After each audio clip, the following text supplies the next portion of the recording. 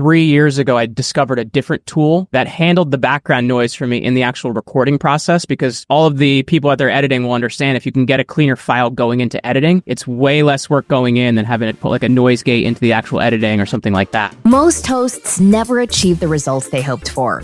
They're falling short on listenership and monetization, meaning their message isn't being heard and their show ends up costing them money. This podcast was created to help you grow your listenership and make money while you're at it. Get ready to take notes. Here's your host, Adam Adams. Hey, podcaster, it's your host, Adam Adams, and I'm stoked about this episode and also the next episode that I'm going to have with Jeremy Ryan Slate, because we're talking about how are you going to be able to shorten the time and attention and effort and headache and money that you put to editing your audio and video. In this episode, we're talking about two really cool tools. We're talking about how they work, how you can find them, that help you edit audio much, much faster and cleaner. And on the next episode that we have with Jeremy Ryan Slate, we're going to be talking about video tools. So stay tuned for that as well. Jeremy's got a company that he serves podcasters. In fact, he has two different things going on. One of them with Command Your Brand, he helps people get booked on a bunch of different podcasts. So he has tons of experience with his own shows that are ranked really, really high. And he also has helping other people get booked on podcasts. He knows that name very, very well, the name of the game. And his podcast is called literally the Jeremy Ryan Slate Show.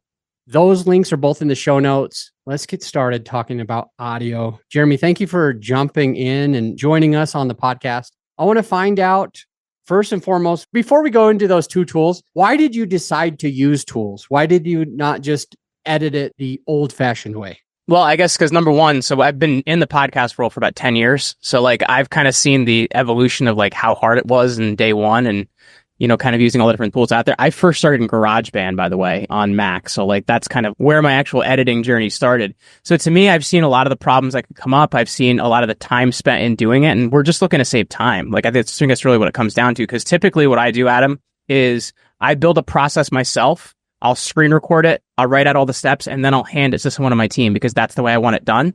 So I'm very aware of the problems we run into just because I'm a little bit of a micromanager, but in the long run, it works out because it's streamlined a lot of our processes. And with that said, how did you find these two tools? How did you find the first one? I think is called, you say it. Yeah, Auphonic. So believe it or not, I actually started using this one when I started podcasting in 2014. And the reason I had used it was to remove background noise from a podcast. But the problem that I had is the leveling tools weren't quite there yet, meaning it wasn't leveling audio as well as I'd like for like music versus one voice versus another voice. So it didn't quite have that like I like it, but it was good at removing background noise.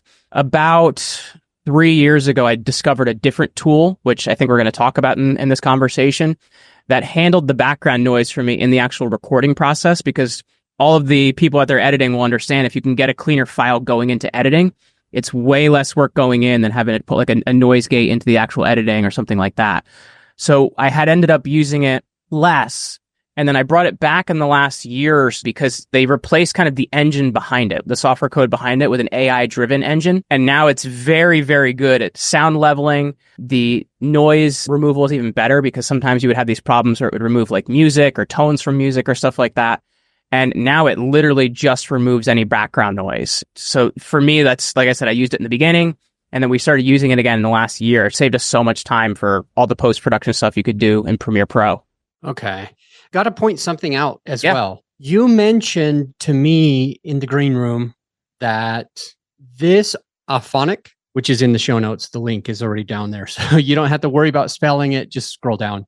You mentioned to me that this needed to be used specifically with Adobe Premiere Pro. So this one doesn't. There's a different tool. We talk about video in the later thing we're doing. So typically what happens is we've kind of changed our audio process where we're actually just doing the audio and the video at the same time. And Premiere Pro is kind of just, we're having Premiere Pro create a WAV file for us rather than an MP4. And then we're running that through Auphonic. So I've got a company that edits podcasts for people. We've 37 employees and there's about 10-ish people on the video editing team, and we have a lot less video to edit than we do audio. We do a lot more audio editing, and there's about 8 people on that team.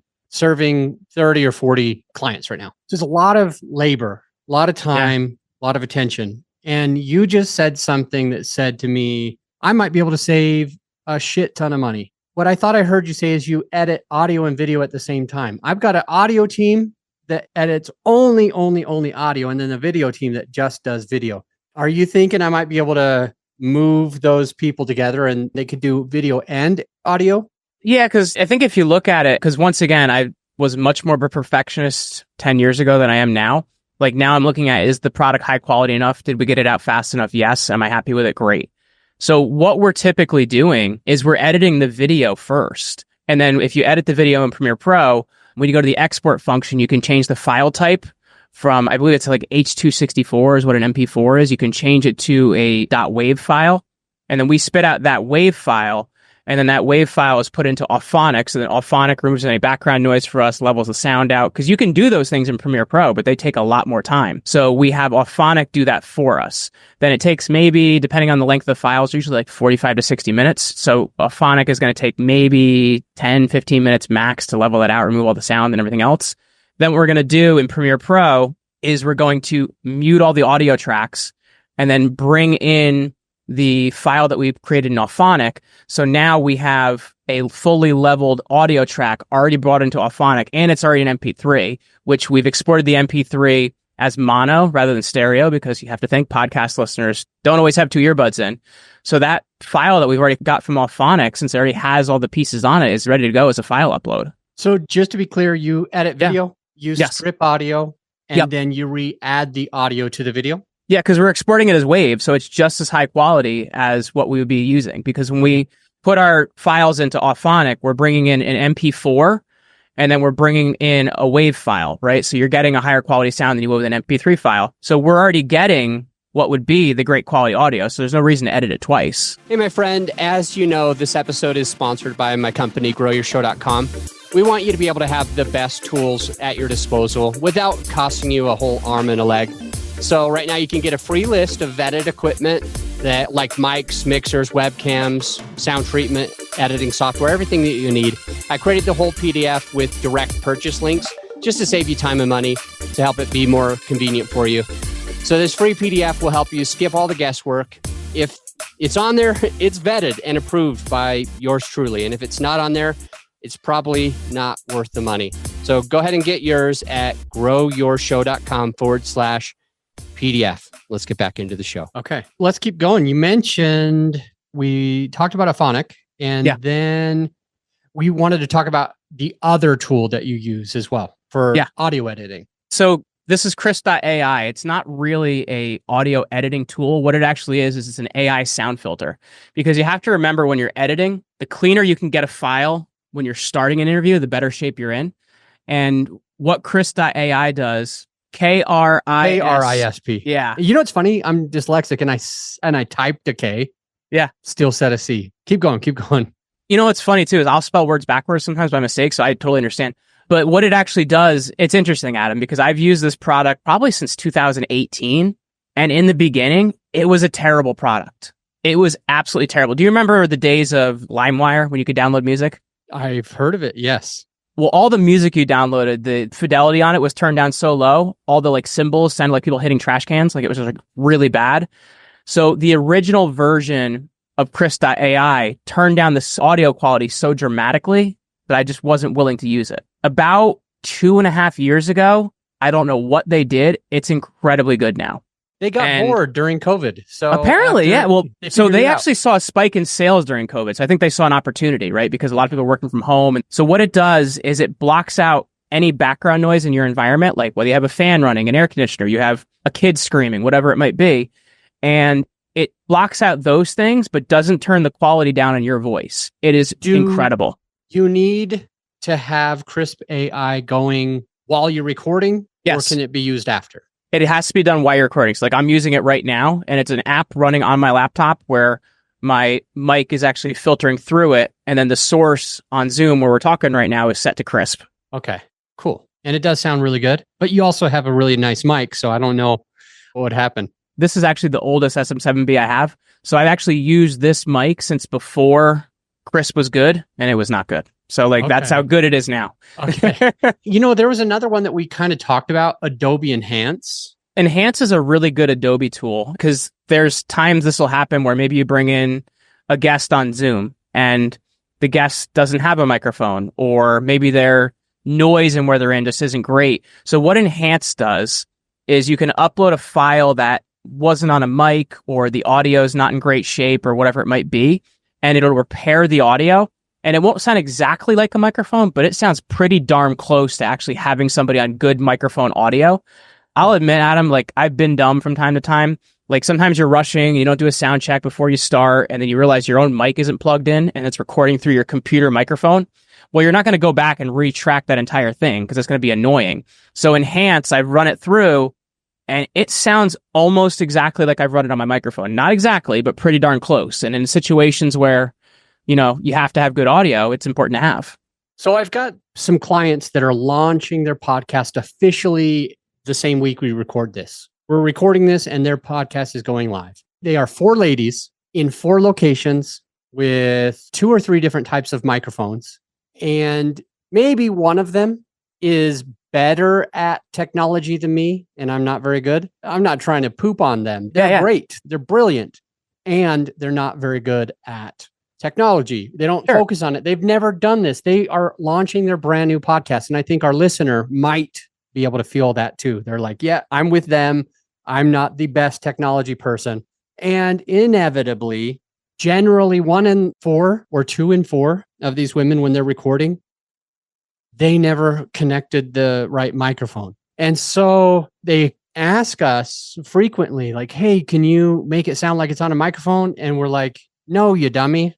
Garbage in, garbage out. You have to record. But you're saying that I can be nice to these ladies now and say, yeah, of course we can do that. We've got Adobe Enhance. If you have access to the Adobe suite, if you pay for like Creative Cloud monthly, then you've got access to Enhance. And Adam, let me tell you, I've worked some magic with Enhance, and you don't have to like have any special ability to use it. You literally just upload the file and then wait, and you get to the end and it does its magic. Now, the thing I would recommend is, since you have 4 different tracks here, I would upload 4 separate audio tracks, because like, let's say one person has a good mic and one person has a terrible mic. Well, the amount of enhancement it may have to use on one person may harm another person's sound. So it's not going to be great for sound recorded on the same track. It's best if you have separate tracks. Let me ask, on these 3 tools that we're talking about, Auphonic, which you started using in 2014. It cleans up audio, removes background noise and sound levels. Krisp.ai, you started using in 2018 when it's horrible, and then they fixed it after COVID. And now it's pretty good at blocking background noise, and you use it ahead of time. And third, Adobe Enhance, which sounds like an extra charge. What is the approximate cost? At the time that we're recording this episode, and maybe somebody listening to it, and it's 10 years past or something, what's the approximate cost of Auphonic, Krisp, and Adobe Enhance? So Auphonic, every single month, your first 2 hours are free. So if you're processing less than 2 hours of audio, you don't have to pay for it. It's a sliding scale after that, like you pay on a per credit basis, but it's not crazy expensive. I think maybe we pay $10-20 a month max. But for a lot of people out there, if they're running one show and they're brand new, like 2 hours are likely going to solve their problem, which you get for free every single month. Yeah. At Krisp.ai, I don't know what their current pricing is. I will tell you why. I was an early adopter and I jumped into one of those like, pay us now and never pay for our product again offers. So I think I paid I locked in at a rate that was like $6 or $8 a month. I don't think it's much more than $10 a month now.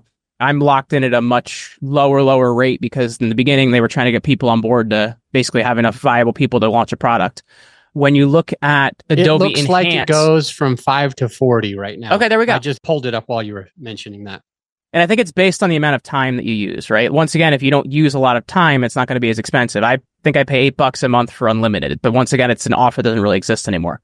The Enhance product, you have to have access to Adobe Suite. And I don't know if we're on the current pricing or old pricing, because a lot of these products, if you've been with them for a while, they'll lock you into older pricing. I pay $57 per seat per month. Per seat means like per user on our account. I don't know what it currently is now, but basically we have access to all the Creative Cloud tools. That's like Premiere Pro, Photoshop, Adobe Audition, and also that Enhance product. Yeah. Okay. Sweet. I like it. Well, let's jump off. I think that the listeners got a ton of value on streamlining some of their editing, making it a little cost effective compared to before, and making it easier to sound professional. And on the next episode, we're going to talk about AudioPod, video.ai. How are they used? What are they used for? And a little bit more of Jeremy's process on how he uses this. So we'll see you on that episode. See you in a second. This is serious. Don't go. Now that you've gotten whatever value that you feel that you got, the actionable takeaways, you need to implement the stuff that you learned. If you remember me talking about bird church once, and they learn how to fly, and then they walk home, I don't want you to walk home. I want you to fly home. So take the steps, take the actionable steps for your benefit so that you can become a better podcaster. That's the only thing that I ask of you. And I'll see you for more actionable tips on the very next episode.